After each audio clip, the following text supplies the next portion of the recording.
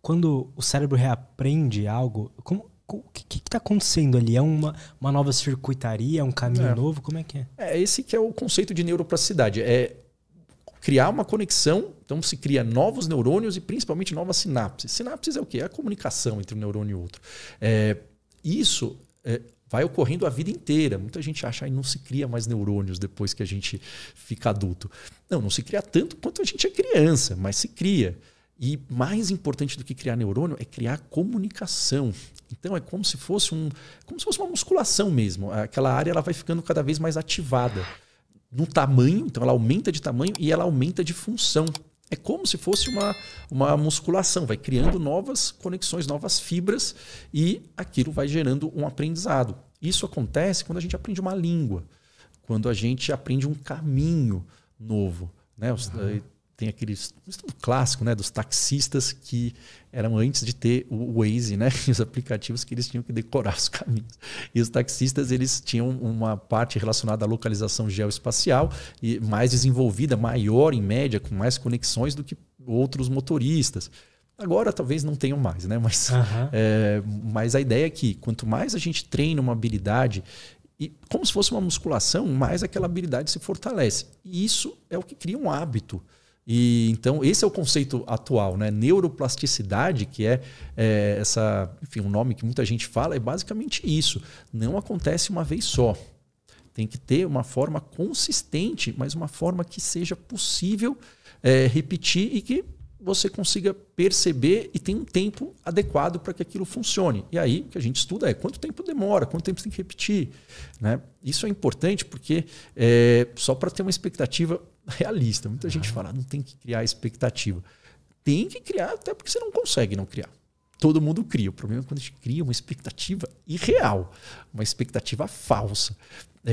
Ou seja, tem como melhorar, isso precisa desse tempo e funciona. E é para funcionar. Porque se não funcionar, aí você tem que ver outra coisa. Agora, a grande parte das pessoas nunca tentou isso, ou tentou de uma forma errada. Dá pra gente fazer o cérebro criar essas novas conexões para qualquer coisa, assim? Então, no caso, a gente estava falando de treinar o cérebro para sentir sono quando a gente está no quarto com a luz apagada. Dá para fazer o cérebro, sei lá, eu quero me sentir calmo quando eu tiver antes de uma entrevista. Dá para fazer. Não é do jeito que todo mundo pensa que faz. Não é racional. Porque se você tiver que pensar, você não está condicionado. Você não pensa para ter vontade de fazer xixi quando você está no elevador. Você repetiu aquilo, né? Então existe. A gente foi condicionado na pandemia, por exemplo, que é uma habituação. Eu dou esse exemplo porque a gente fez um condicionamento assim à força. Por quê? Porque quando começou era um perigo novo, imprevisível. A gente tinha uma sensação de falta de controle, ameaça financeira, ameaça de saúde, pior cenário possível. E falta de controle. A gente fica maluco com isso. A gente ficou maluco. A gente vai buscando explicações, não importa, a gente quer fazer, não sei o que é ruim. Tá. E aí eu dou esse exemplo, por quê? Porque senão a gente tem um entendimento meio errado, ou pelo menos não é compatível com o que a gente conhece do cérebro. Teve um momento da pandemia, eu não lembro quanto, que chegou a 1000 mortes por dia. Foi uma coisa que é impactante isso. Eu lembro. Impactante. Poxa vida, você tá lá, né? Você fala, pô, tem alguém da minha família. Mas, meu Deus, de onde vai parar?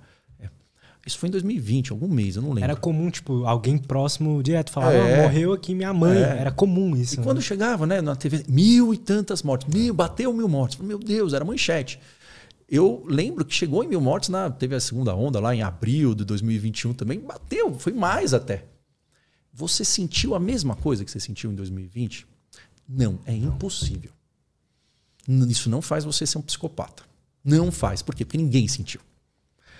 Chegamos em 1000 mortes, se eu que não me engano, agora também em fevereiro, em março, salvo engano, não sei, eu ouvi dizer, chegamos em 1000, ali na Omicron, engasguei. E agora diminuiu, graças a Deus, né? Estamos tirando a máscara aí, mas bateu ali, acho que foi em fevereiro, no final de janeiro, foi agora. E ninguém nem lembra. Mas eu ouvi e falei, olha só, como é que a gente chama? Isso é um condicionamento. E isso é normal. Se você virar e falar, a gente tem que se indignar. Olha, é impossível se indignar com uma coisa que você fica vendo o tempo todo assim. pelo menos fisicamente. Isso não quer dizer que você não vá se incomodar, que você não vai querer tomar atitudes. Mas fisicamente você não sente mais ansiedade. Nem que você queira. Isso é um condicionamento. E esse é o objetivo, a gente usar esse princípio que todos nós temos para lidar com essas questões, né? Com esses momentos desafiadores. E você tem que ter um pouco de ansiedade, mas assim, que seja uma coisa muito menor e que seja previsível.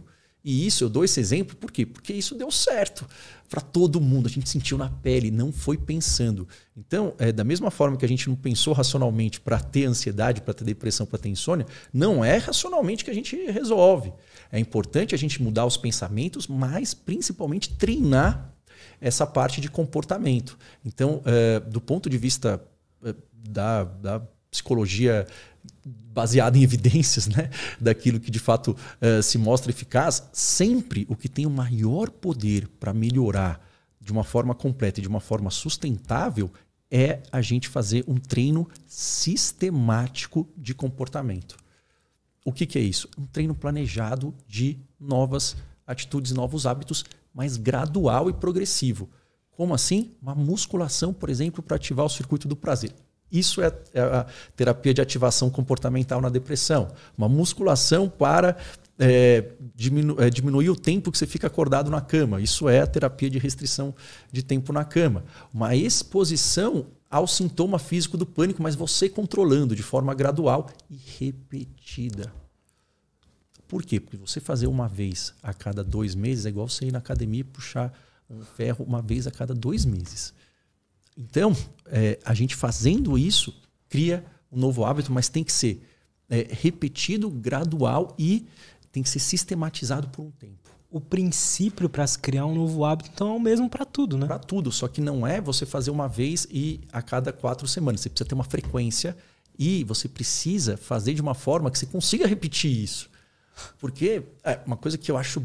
Nossa, eu fico um pouco indignado, não quando eu ouço gente falar muita besteira, mas quando a pessoa fala coisa que pode piorar. Quem nunca ouviu fala, você tem que superar o medo. Todo mundo fala isso. Né? E é legal, você enfrenta o medo, você supera enfrentando. Sim, de fato é. Né? Mas você se expondo vai melhorar. Agora, se você fala isso para alguém tem, por exemplo, eu tenho medo de altura. Eu tenho, isso é uma coisa que não tem nada a ver, biológico, tudo bem, a gente nasceu com isso, eu sou mais sensível ou não. E aí, mas assim, a ideia é, imagina que eu quero ganhar do meu medo de altura. Alguém vem enfrentar meu medo. Aí eu vou, então, ali no 18º andar de um prédio e fico olhando ali um tempo. Alguém me segura ali. Eu vou ter uma crise, vai ser desesperador, uma hora vai passar. Perfeito. Só que você precisa repetir isso. Tem que fazer, todo dia. Pelo menos 3 vezes por semana, de uma forma gradual. Se alguém não colocar uma arma na minha cabeça, eu nunca mais vou lá.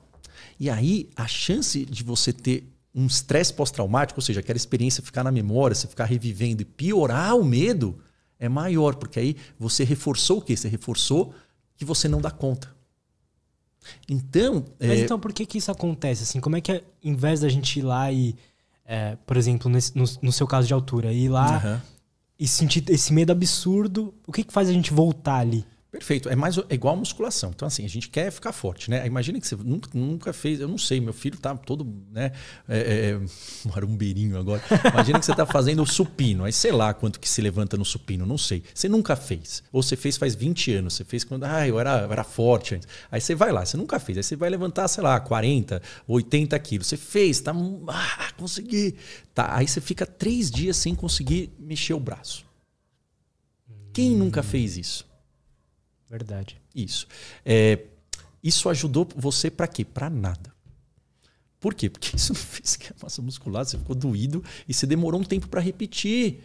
Então por isso tem que ser uma coisa gradual e progressiva. Isso, tem que ter um plano. E isso é a bendita parte comportamental da TCC. É um plano, mas um plano que você consiga repetir, que seja um pouco desafiador, mas que não seja muito sofrido e que você tenha controle.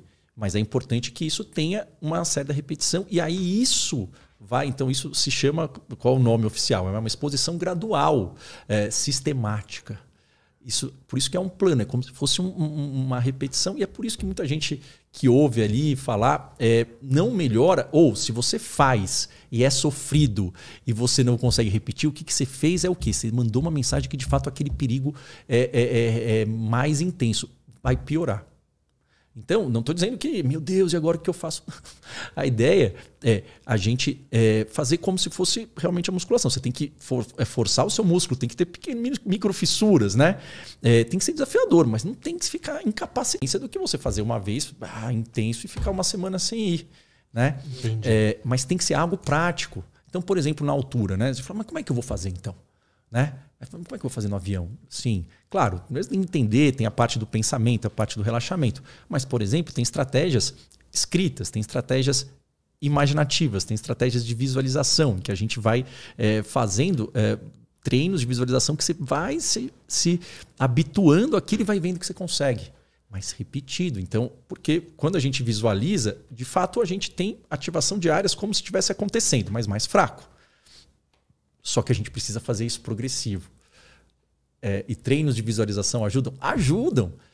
Ajudam na hora, aliviar, legal, não sei o quê. Mas assim, se você tem isso, a ideia é que você vai ter que ter um método para fazer. Dá para fazer com realidade virtual, tem esses estudos. É pouco disponível isso. Mas funciona. Por ansiedade social, dá para fazer.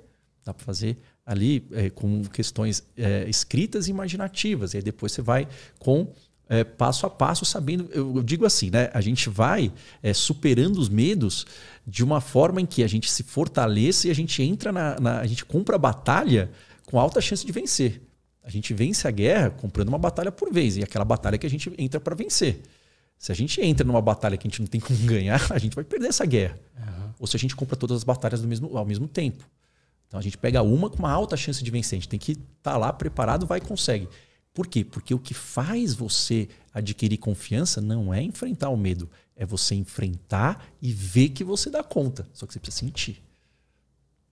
E isso é possível através desse método sistemático. Ou seja, você tem que fazer com uma alta chance de dar certo.